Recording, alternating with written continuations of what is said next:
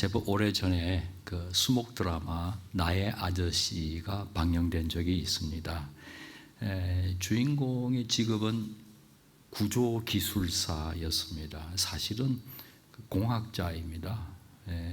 건축물에 가해질 수 있는 중력이나 하중, 바람 혹은 진동, 지진 그런 것들을 철저하게 계산해 내야 합니다. 조금의 오류도 용납할 수 없죠. 잘못하면은 건축물이 이제 붕괴되는 참사로 이어지기 때문입니다. 우리야 외관, 디자인, 실내 인테리어 이런 곳에 관심 있지만 이분들은 철저하게 이와 같은 공학하고 씨름하는 분들입니다. 드라마 속 주인공의 명대사가 있는데요. 모든 건물은 외력과 내력의 싸움이야. 하중, 진동, 있을 수 있는 외력을 계산하고 따져서 그보다 더 세게 내력을 설계하는 거야. 인생도 어떻게 보면 외력과 내력의 싸움이야. 무슨 일이 있어도 내력이 있으면 버티는 거야. 근데 의미심장한 대사가 나옵니다. 나를 지탱해 주던 내력이 진정한 나의 내력이 아닌 것 같다. 주인공으로 등장했던 연기자는 고 이선균 씨였습니다. 안타깝게도 지난 23년도 말에 경찰 조사받다 극단적일 그런 선택을 하고 말았죠. 아마도 자신의 실제 삶에 가해진 외력을 견딜 수 없었던 모양입니다. 그러니까 드라마 속의 그 대사가 자신의 운명이 되고 만 셈이죠. 나를 지탱해 주던 내력이 진정한 나의 내력이 아닌 것 같다.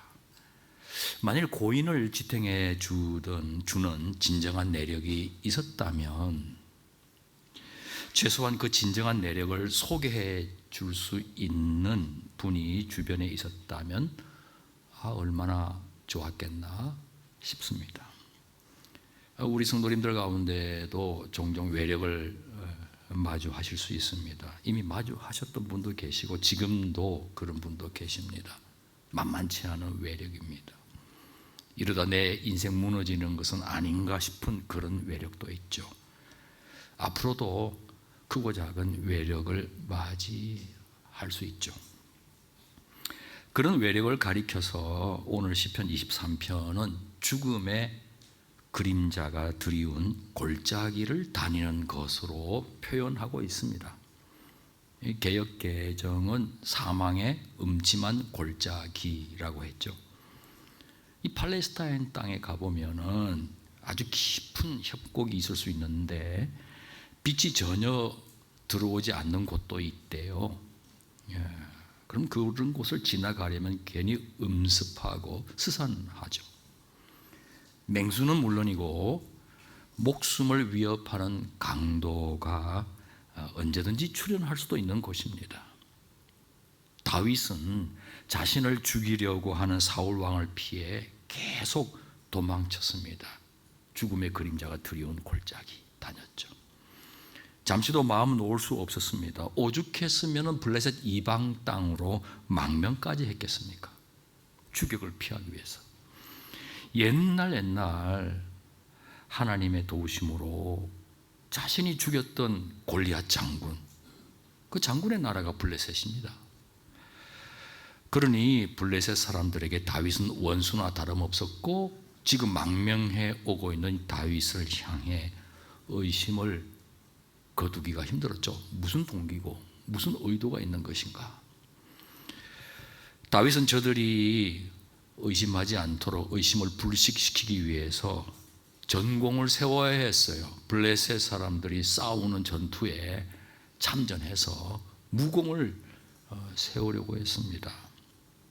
하나님의 선민이 이방 우상 섬기는 이방 나라에게 충성을 하다니 이 무슨 기구한 운명입니까?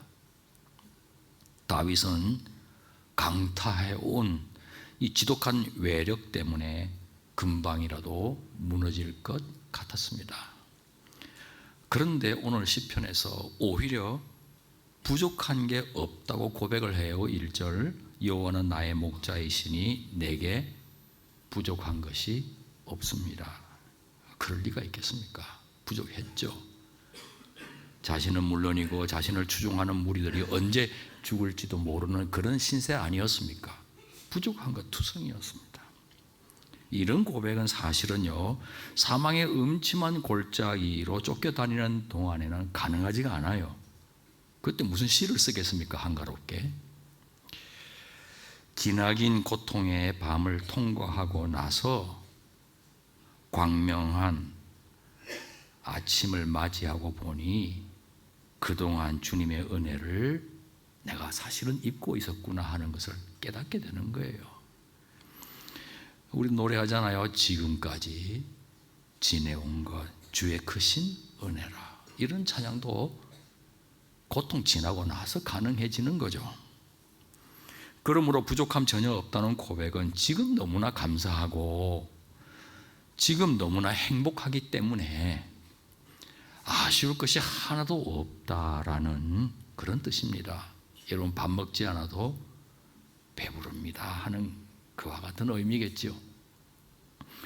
어느 날 자신을 죽이려 했던 사울 왕이 블레셋과의 전투에서 전사했다는 소식을 듣습니다. 그로 말미암아 목숨 건 도망자 신세를 마감할 수 있었죠. 그리고 이방 땅 난민 생활도 청산할 수 있었습니다. 그리고 자신이 속한 유다 지파의 거점지 헤브론에 도착하게 됩니다. 그때 놀라운 일이 기다리고 있어요. 유다 지파 장로들이 다윗의 머리에 기름을 붓습니다. 당신은 우리의 왕입니다라는 뜻이에요. 왕에게 기름 붓고 선지자에게 기름 붓고 제사장에게 기름 붓는데 지금 다윗의 머리에 기름을 붓습니다. 우리의 왕입니다. 유다 지파의 왕입니다. 이 고백입니다. 두 번째 기름 부음이에요. 사실은 첫 번째는 아주 오래전 사무엘 선지자로부터 받았던 거예요. 하나님께서 아말렉과의 전쟁에서 모든 것을 다 진멸해 버리라는 명령을 내렸죠. 그런데 이 명령을 사울 왕이 어겼습니다. 살진 짐승들을 따로 떼어냈고 죽이지 않고 제사에 쓰려고, 제물로 쓰려고 했던 것이죠. 그때 사무엘 선지자가 남겼던 유명한 말이 있잖아요. 순종이 제사보다 낫다. 제사 나쁘다는 뜻 아니에요. 순종 빠진 제사 소용없다는 거예요. 순종이 있어야 된다. 그래야 그 제사가 흠양된다라는 뜻이죠. 하나님께서는 사무엘 선지자로 하여금 다윗의 머리에 기름을 붓게 하시면서 말씀을 주시죠. 다윗이 장차 사울 왕의 뒤를 이을 거라는 그런 말씀이었습니다. 그게 첫 번째 기름 부음이었습니다. 이 사울 왕이 블레셋과의 전쟁에서 전사하자 그동안 사울 왕가를 추종해오던 다른 지파들은 유일하게 생존해 있는 혈통 이스보셋을 왕으로 추대합니다. 하지만 이스보셋 왕을 호위하던 군인들이 이 희망이 없다라고 판단을 해요. 그래서 궁궐에서 낮잠 자고 있던 이스보셋을 시해합니다.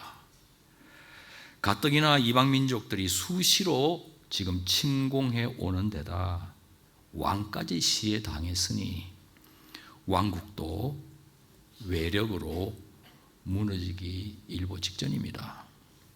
다른 대안 없죠. 모든 지파 장로들이 헤브론의 다윗을 찾습니다. 그리고 다음과 같은 말을 건네요. 사무엘하에 나옵니다. 5장 1절 2절. 우리는 왕의 혈족입니다.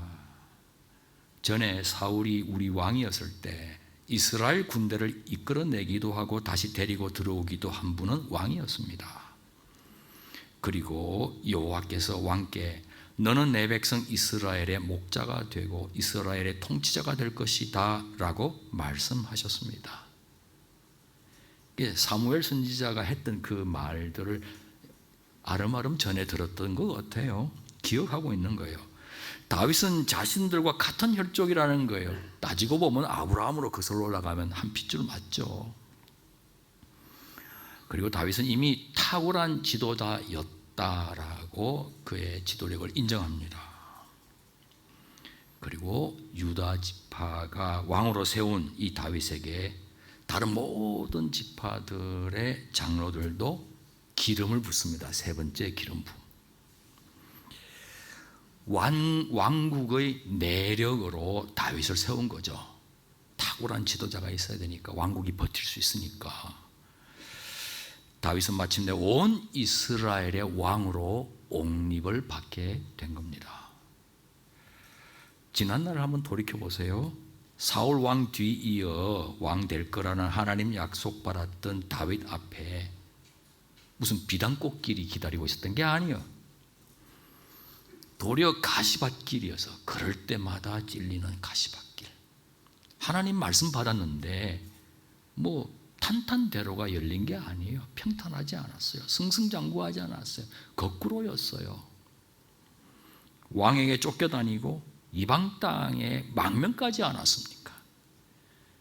수치스럽기도 하고 불명예스럽기도 하고 목숨도 위협받고 완전히 무너지기 일보 직전 아니었습니까? 사무엘 선지자 통해 주셨던 하나님의 언약은 도대체 어찌된 영문일까? 하나님께서 언약을 잊어버리신 것은 아닐까? 다윗은 차츰 사람들로부터 잊혀져 갔습니다. 한때 사울은 천천히요, 다윗은 만만이라는 칭송까지 들었던 그거 아니었습니까? 근데 잊혀지는 거예요. 아마도 나는 하나님으로부터 버림받았을 것이라 라는 생각도 했을 수 있어요. 그런데 무려 20년이 지나 이 세 번째 기름 부음을 받는 거예요. 20년 세월. 하나님의 언약이 마침내 이루어지고 있구나라는 것을 알아차립니다. 이제야 겨우. 그러고 보니 뒤돌아 생각하면 하나님은 어쩜 한 번도 나를 버리신 적이 없었던 거다라고 확신하게 돼요. 사망의 음침한 골짜기에서는 나는 혼자이구나, 하나님 버림받았다는 생각을 했을 수도 있지만 지금 와서 뒤돌아보니 아니야 라고 확신하게 됩니다. 오히려 하나님께서 당신의 지팡이와 막대기로 나를 지켜주셨고 보호해 주셨다 라는 깨달음에 시편 23편을 기록할 수 있게 된 겁니다. 과연 모든 것 합력하여 선을 이루어 주신 하나님. 저는 개인적으로 1988년부터 인도네시아 선교사였습니다. 선교지 나름 열심히 달렸습니다. 이런저런 사역들도 열심히 했습니다. 그런데 94년도가 되자 상황이 급변했습니다. 한 번만 더 연장되면, 체류비자 연장이 되면은 장기 사역을 위한 안정적인 토대인 영주권을 신청할 수가 있었는데 그 한 번이 연장이 안 되는 거예요. 비자 담당 직원이 종교성과 이민국 관계자를 수도 없이 만났습니다. 저는 금식도 하고 작정도 하고 간절하게 기도했습니다. 하나님, 제가 무슨 개인 영화 위에 무슨 이런 거 해달라고 기도하는 겁니까? 다 하나님을 위해 비자 연장해 달라는 거 아닙니까? 제가 떠나면 누가 손해게요? 하나님 사역 무너지지 않겠습니까? 제가 떠나면 후원금도 사라지게 되고 이 사역 무너지지 않겠습니까? 누구 손해입니까?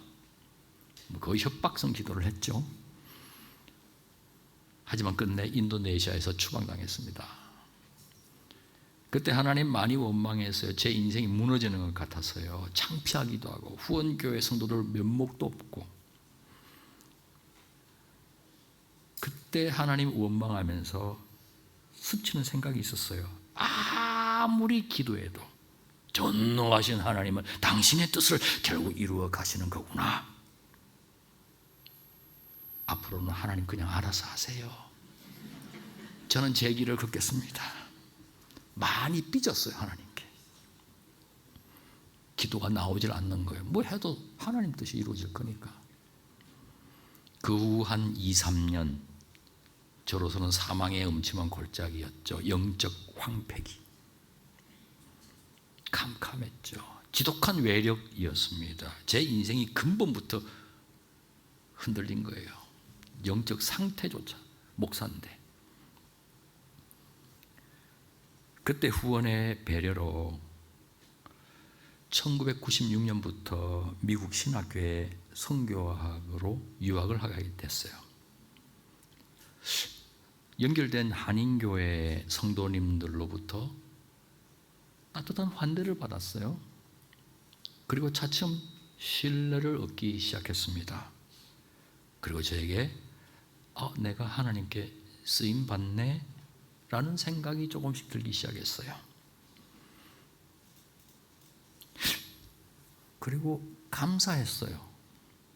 선교지에서 쫓겨난 것에도 어쩌면 어떤 하나님의 뜻이 있었겠다 싶었어요. 아직도 이해는 못했지만 머리로는 이해가 안 되는 거죠. 그러나 뭔가 뜻이 있겠지 뭐 이런 생각. 그걸 따지고 보니까 이 환대해주고 믿어주는 공동체를 만난다는 것이 얼마나 큰 복인지 알 수 없습니다. 남양주 온누리교회가 그런 교회인 줄 믿습니다. 그러다 학위 논문 작성하기 위해 현장 자료를 수집해야 했는데 제 사역지 인도네시아를 방문하게 됐어요. 제가 쫓겨나면 다 무너질 것 같았던 사역 보게 됐습니다. 계속되고 있었어요. 현진이 더 잘하고 있었어요. 컴패션이라는 미국의 단체하고 뭐 한국에서 시작됐지만 미국의 단체하고 협력해서 50명 정도 어린이들에게 방과 후 사역을 했거든요. 현진이 500명 하고 있었어요. 진작 쫓겨날 걸. 하나님 손에 안 보셨어요. 하나님께서 선교실을 제가 아니어도 친히 지켜주셨던 거예요. 그리고 저를 뽑아내신 거예요. 내버려두면 망가질 수 있으니 너 좀 나와야 되겠다 하고 저를 새롭게 빚어주셨어요. 유학생활 마친 후 교단신학교 장신대를 거쳐 양평에 자리 잡고 있는 아세아연합신학대학교 선교학 교수가 됐습니다. 이 신학교는 국제적인 복음주의자들, 그 지도자들이 선교를 위해서 세웠어요. 선진국에 유학 가면은 브레인 드레인이라고 그냥 유학 생활 동안 자녀들도 거기 맛보고 하니까 돌아오질 않는다는 거예요. 남는다는 거예요. 그래서 아시아 교회 지도자는 아시아에서 훈련시켜서 다시 돌려보내는 그런 사역을 하자라고 해서 세운 학교예요. 초대 이사장이 한경진 목사님이셨어요. 일반 신학교는 교단 목회자들을 수급하는 것에 설립 목적이 있지만 이 아신대학교는 선교를 위해 세워졌어요. 그래서 학교의 영어 이름도 X예요. 사도행전. 그러니까 Asian Center for Theological Studies and Mission이라는 말을 의도적으로 만들어가지고 첫 글자를 따니까 X 사도행전 선교적 학교다라는 취지에서 만든 거예요. 그 후 저는 2009년도부터 높은도 광성교회 담임 목사가 되었고 아시아 연합신학대학교의 이사직을 수행하게 됐습니다. 이재훈 위임 목사님을 향해서 함께 이사로 섬겼으면 좋겠습니다. 도전할 때 제가 쓴 말이 있어요. 온누리교회의 비전이 X29 아닙니까? 사도행전 28장까지 있는데 성도님들이 29장 이후에 사도행전적 삶을 살아가자는 그 비전 아닙니까? 알고 보니까 하영조 목사님 때 이재훈 목사님이 제안을 했다 그러더라고요. 그런 뒷이야기가 있더라고요. 그래서 제가 그런 이야기 했어요. X29를 X에서 펼치십시오. 그러니까 빙그레 웃으시면서 하시는 말씀이 저는 그 말 듣기 전에 몰랐어요. 근데 목사님 영어 이름하고 제 영어 이름의 이니셜이 같습니다. 이장호, 이재훈, LJH. 기분이 좋더라고요. 수락하셨어요. 그리고 위 목사 10주년 때 오늘이 신문에 그 내용을 넣어서 축사의 글을 보낸 적이 있습니다. 20년도에 들어와 학교 이사장께서 갑자기 사임하셨어요. 부담이 컸던 모양입니다. 이사장을 세워야 해요. 이사 가운데서. 그걸 호선이라 그러잖아요. 외부에서 들여오는 게 아니라 내부에서 세워야 돼요. 하지만 모든 이사님들이 극구고사하셨어요. 재정적인 부담, 법적인 책임, 이 감당하기가 쉽지 않았던 것 같아요. 더욱이 교단 지원이 없는 초교파 신학교 아닙니까? 초교파는 이름은 그럴듯하지만은 아무 교단도 지원하지 않는다는 뜻이에요. 바로 그때 이재훈 목사님께서 저를 이사장으로 추대하셨어요. 추천해 주셨어요. 삽시간에 만장일치로 추대되어 버렸습니다. 반대표 하나 없이. 뜨거운 감자를 다 던졌죠, 저한테. 이사회 끝나고 이사님들께서 악수를 건네면서 축하를 해주셔서 축하합니다. 이게 축하받을 일인가? 이 무거운 직책, 비상근 봉사직인데 그런데 저를 추천하셨던 이재훈 목사님 전혀 다른 인사를 하셨어요. 목사님, 삼가 조의를 표합니다.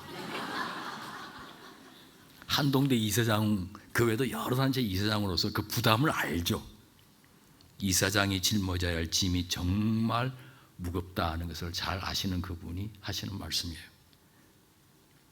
그 이후로 정말 이재훈 목사님과 온누리 교회가 아신대학교에 하나님의 내력이 되어 주셨어요. 정말 많이 적극적으로 후원을 해 주시죠. 기도해 주시고. 현장 선교사는 아니지만 세계 선교를 위해 다른 차원에서 쓰임을 받게 된 겁니다. 선하신 주님께서 선교주의에서 쫓겨난 것 외에도 이런저런 얼마나 많은 사건이 있었겠습니까? 이사장으로 봉직하는 동안에 이 재정적으로 학교가 사경을 헤맨 적이 한두 번이 아니에요. 그리고 경찰 조사 13번 받았습니다. 고소 고발. 근데 다 무혐의로 끝났죠. 모든 것들을 합력하여 오늘에 이르도록 선을 이루어 주신 거예요. 우리 하나님께서. 저도 다윗처럼 그 정도까지는 아니어도 그래도 부족함 없다는 고백을 지금 할 수 있게 된 거예요. 감사합니다, 하나님. 모든 게 하나님의 은혜입니다. 이렇게 고백할 수 있게 된 겁니다. 이 부족함 없다 고백한 다윗이 5절에서 적극적으로 또 표현을 해요. 내 잔이 넘칩니다. 넘치는 거예요. 집주인 되시는 여호와 하나님께서 풍성한 식탁을 준비해 놓고 다윗을 VIP로 초대를 해 주셨어요. 원수들이 보는 앞에서 상을 이렇게 베풀어 주셨다는 거예요. 내 잔이 넘친다는 거예요. 그럼 머리에 기름을, 사실은 사람이 기름을 부었지만 하나님이 기름을 부어 주신 거예요. 그런 노래를 하는 거예요. 당신의 약속대로 다윗을 온 이스라엘의 왕으로 세워 주셨을 뿐만 아니라 다윗을 조롱하고 저주하던 온갖 원수들 앞에서 진수성찬을 차려놓고 하나님이 초대를 하셨으니 내 잔이 넘칩니다. 고백할 수밖에 없었던 거죠. 은혜의 하나님께서 다윗을 문자 그대로 차고 넘치는 삶으로 결국에는 인도를 해 주신 겁니다. 여러분, 예수님 우리의 선한 목자십니다. 목숨까지 바쳐가며 우리를 살려내셨어요. 그리고 지금도 보호하시고 인도하고 계십니다. 친히 말씀하셨죠. 요한복음 10장 10절, 도둑은 훔치고 죽이고 멸망시키려고 온다. 그러나 내가 온 것은 양들이 생명을 얻게 하되 더욱 풍성하게 얻게 하려는 것이라. 목자 되신 하나님은 우리의 영혼을 회복시켜 주십니다. 다 죽은 것 같아요. 그런데 소생시켜 주시는 거예요. 의로운 길로 인도해 주십니다. 죽음의 그림자가 두려운 골짜기에서도 혼자인 것 같았지만 사실은 함께 하시며 인도하고 계세요. 어쩌면 그 골짜기는요, 푸른 목장이나 잔잔한 물가로 우리를 인도하시는 하나님이 준비해 놓으신 경로인지 몰라요.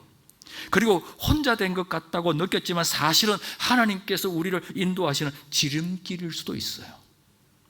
왜 이러지 하지만 푸른 풀밭, 실만한 물가에 도달하는 가장 빠른 지름길일 수도 있다는 거예요. 둘러가지 않고도. 24년 6월 달에 그 날기새, 날마다 기막힌 새벽이라는 그 김동호 목사님 유튜브가 있는데 그 5주년이 됐어요. 그래서 감사 예배를 드리게 됐는데 오건이라고 하시는 집사님의 간증 순서가 있었습니다. 짧은 간증인데 그 몇 년 전에 집사님의 그 양쪽 콩팥 위에 자리 잡고 있는 삼각형 모양의 그 부신이라는 거죠. 부신에 암이 발견된 거예요. 세계적으로 희귀암이에요. 희귀암이라는 의미는 약이 없다는 뜻이에요. 어마어마한 돈을 투자해서 연구를 해서 약을 만들어도 팔리지 않을 거니까 연구를 안 하는 거예요. 약이 없는 거예요. 온통 죽음과 관련된 생각으로 집사님을 꽉 차게 되었습니다. 집사님이 꽉 차기 시작했어요. 그러니까 이미 죽기도 전에 죽은 거나 다름없는 시간을 보내기 시작한 거예요. 배 가르는 수술을 3차례 받았지만 암세포는 다른 부위로 전이되고 말았어요. 이젠 수술도 할 수 없어요. 방사선 치료, 양성자 치료 아무 효과가 없었어요. 자신 때문에 사랑하는 아내와 가족들까지 자신과 함께 죽음 가득한 시간으로 내몰려가는 것을 지켜보면서 이건 아니지 결심했대요. 죽을 때까지는 죽을 때 죽더라도 죽을 때까지는 죽지 않겠습니다. 죽음에 관한 생각 때문에 사랑하는 가족이나 주변 친구들까지 죽음으로 내몰기 싫었어요. 그래서 자신의 남은 얼마인지 모르지만 남은 시간을 죽음으로 채워가기보다는 감사로 채워가기로 결심했다는 거예요. 그 결심을 하자 당연하게 여겨왔던 그 모든 것들이 너무나 큰 감사 제목이라는 사실을 깨달아요. 숨 쉴 수 있는 것도 감사, 볼 수 있는 것도 감사, 들을 수 있는 것도 감사, 걸어 다닐 수 있는 것도 감사, 그것도 먹을 수 있는 것도 감사. 무엇보다 마음으로 함께 해주는 사람들이 내 주변에 있다는 것이 감사. 다 감사 제목이라는 거예요. 하나님의 은혜였죠. 집사님은 하나님께서 언제 자신을 부르실지 알 수 없다고 했습니다. 사실 지금 이미 돌아가셨어요. 하나님 품에 안기셨어요. 하지만 암을 얻고 난 다음 오히려 감사하면서 이전과 전혀 다른 차원의 천국과 같은 삶을 행복하게 살고 있다고 간증하십니다. 집사님에게 가해진 충격적인 외력은 혼자 감당하기 어려웠어요. 실제로 무너지기 일보 직전이었잖아요. 그런데 그 외력을 이겨내도록 집사님을 사랑하는 사람들이 내력이 되어주셨어요. 무엇보다 집사님과 함께 하시는 하나님께서 진정한 내력이 되어주셨어요. 과연 주 예수와 동행하면 슬픔 많은 이 세상도 천국으로 화도다 바뀌어지는 거예요. 죽어가는 천당이 아니라 살아서도 맞이하는 천국, 주 예수와 동행할 때 이루어지는 거예요. 초가 상관이든지 궁궐이든지 상관없이. 집사님은 그렇게 해서 세상을 떠났지만 죽음을 이기고 떠나가셨어요. 그리스도 안에서 잠들고 계신 거죠. 이후 다윗의 사망의 골짜기 없었을까요? 그거 한번 딱 통과하고 나면 항상 탄탄대로일까요? 그렇지 않습니다. 더 지독한 외력이 기다리고 있었잖아요. 압살롬 아들의 반역이에요. 아들의 반역. 이건 창피하기 그지없고 더 끔찍한 거였어요. 하지만 과거에 함께 하신 하나님을 기억하며 견뎌갔을 겁니다. 사망의 음침한 골짜기로 지금 내가 다니고 있지만 주님의 지팡이와 막대기와 과거처럼 지금도 함께 하시는 줄 믿습니다 하고 고백한 거예요. 이 사망의 골짜기 역시 지나고 나면 새로운 풀밭, 새로운 물가로 인도함 받게 될 거라고 확신하고 또 한 번 내 잔이 넘치나이다를 고백하게 될 것을 믿고 앞당겨 감사하며 뚜벅뚜벅 걸어갈 수 있게 된 겁니다. 여러분, 그러면요, 캄캄한 동굴인 줄 알았는데 뚜벅뚜벅 걸어가 보니까 터널이라는 걸 발견해요. 빛이 기다리고 있다는 거. 그런데 그 터널을 지나고 나서 환한 빛을 누릴 수 있는 사람은 끝까지 걸어간 사람이에요. 포기하여 덜썩 주저앉아 버리면 동굴로 끝나지만 하나님을 믿고 뚜벅뚜벅 하나님과 함께, 내력 되신 하나님과 함께 뚜벅뚜벅 걸어나가면 외력을 이겨낼 뿐만 아니라 환한 빛을 누리는 영광을 얻게 돼요. 이제는 원수들의 추격 때문에 두려워할 필요가 없다고 확신해요. 정녕 나를 따라오는 것은, 추격해오는 것은 사울과 같은 원수가 아니다는 거죠. 비록 그렇게 추격해올지라도 오히려 하나님의 선하심과 인자하심이 나를 따라온다고 믿었던 거죠. 6절 상반절, 내 평생에 선하심과 한결같은 사랑이 진실로 나와 함께 하실 것이니. 다윗의 하나님은 여러분의 하나님입니다. 남양주 온누리교회의 하나님입니다. 선한 목자께서 함께 해주시니 앞에 무엇이 기다리고 있는지에 대해서 불안해할 필요 없어요. 모든 미래를 다 알고 계시고 전능하신 능력으로 주관하고 계시는 하나님이 다 알고 계시니까. 우리 하나님께서 지금도 함께 해주시며 의의 길로 인도해 주시니까, 앞으로도 함께 해주시고 우리를 붙들어 주시며 이끌어 주실 것이니까 무엇을 두려워할 필요 있겠습니까? 우리 모두가 하나님 품 안에 안겨 있다는 것이 얼마나 감사한지요. 참 다행입니다. 다윗은 결심했습니다. 6절 하반절, 내가 여호와의 집에서 영원히 살 것입니다. 제사장 아닌 다윗이 여호와의 집에 영원토록 살겠다는 것은 무슨 뜻입니까? 평생 전 삶을 바쳐 하나님을 섬기는 예배자로 살겠다는 겁니다. 하나님께서 다윗을 그렇게 하나님의 걸작품으로 빚어 오신 겁니다. 우리도 지금 그렇게 빚어가고 계십니다. 사망의 음침한 혹독한 골짜기 걷고 계실지라도 그러므로 결심하십시다.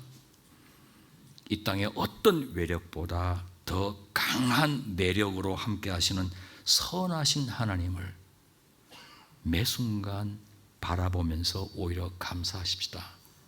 믿음의 주여, 온전케 하는 이신 예수님을 바라보자. 믿음의 시발자예요. 믿음을 주신 분이에요. 그리고 완성자이세요. 그분을 매 순간 바라보는 거예요. 데살로니가 5장 18절, 모든 일에 감사하십시오. 이는 그리스도 예수 안에서 여러분을 향하신 하나님의 뜻입니다. 범사에 감사해요. 모든 일에. 뭐 우리가 생각하는 좋은 것만 감사하는 게 아니에요. 범사에 감사하셔도 된다는 뜻이에요. 우리의 내력 되시는 하나님께서 우리로 하여금 저 혹독한 외력들을 버티게 해 주시기 때문에 감사해도 되는 거예요. 마침내 푸른 풀과 실만한 물가로 인도해 주시기 때문에 감사하셔도 되는 거예요. 나중에 받게 될 영광은 지금 받는 고난하고 비교할 수 없기 때문에 감사하셔도 돼요. 모든 것을 합력하여 선을 이루어 주실 하나님께 그러므로 감사하셔도 돼요. 그리고 혹 주변에 외력을 마주하고 계신 지체가 있다면 여러분이 하나님의 내력이 되어 주십시오. 하나님의 그 같은 복이 되어 주시기를, 복덩이가 되어 주시기를 진심으로 축원합니다. 기도하겠습니다. 하나님 아버지, 혼자인 걸로 알았는데 사실은 수많은 사람이 나를 위해서 기도했고 하나님이 나와 함께 하셨음을 이제 와서 깨닫습니다. 나도 다른 사람에게 그런 축복의 통로가 되게 해 주옵시고 하나님의 복이 되어 주어서 서로 하나님의 내력이 되어 주도록 힘쓰는 공동체 이루어가게 도와 주옵소서.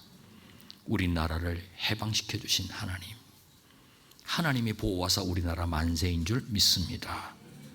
남양주 온누리교회를 시작하신 하나님, 지금도 목자로 인도하고 계심을 믿습니다. 모든 하나님의 공동체 지체들이 한 몸을 이루어서 이 땅에 하나님의 나라가 임하도록 쓰임받게 도와 주옵소서. 진정하고 영원한 내력 되신 예수님 이름으로 기도합나이다. 아멘.